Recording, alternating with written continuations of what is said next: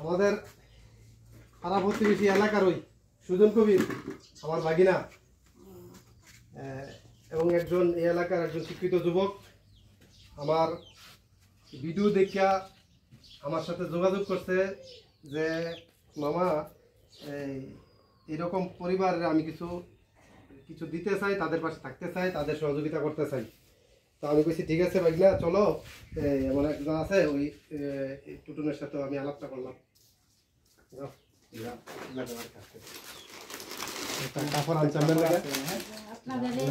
আমাদের মুমূর্ষ অবস্থায় আমাদেরকে সাহায্য করার জন্য আমি আন্তরিকভাবে কৃতজ্ঞ। এদিকে সামান্য কিছু খাবার আছে, হ্যাঁ, এদিকে চাল আছে।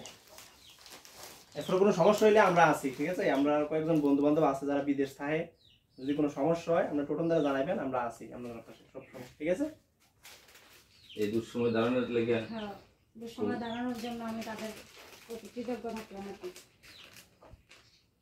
এই তো দেখেন গো, আমরা কারোর কোনো কিছু দিয়া সহযোগিতা করা এটা তার পক্ষে সম্ভব না, আপনারা সারা জীবন পালতে পারবো, কিন্তু সামান্য কিছু দিয়া পাশে দাঁড়ানো এই দুঃসময়, এটাই আমি মনে করি সবচেয়ে বড় কথা। আর কি ঠিক আছে না?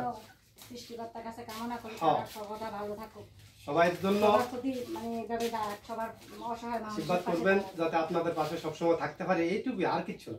সবাই সবার জন্য আগে যেত না, কিন্তু এমন কিছু সৎ হৃদয়বান ব্যক্তি আছে আপনার কথায় আপনার এই সময়ে পাশে দাঁড়াইবো।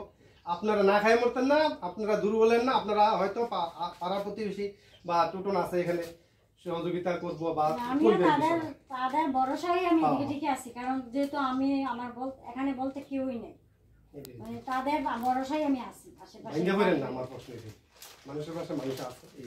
এখানে কিছু খাবার দাবার যে আপনার মোটামুটি চাল ডাল এই পেঁয়াজ রসুন মোটামুটি সবকিছু আছে এখানে।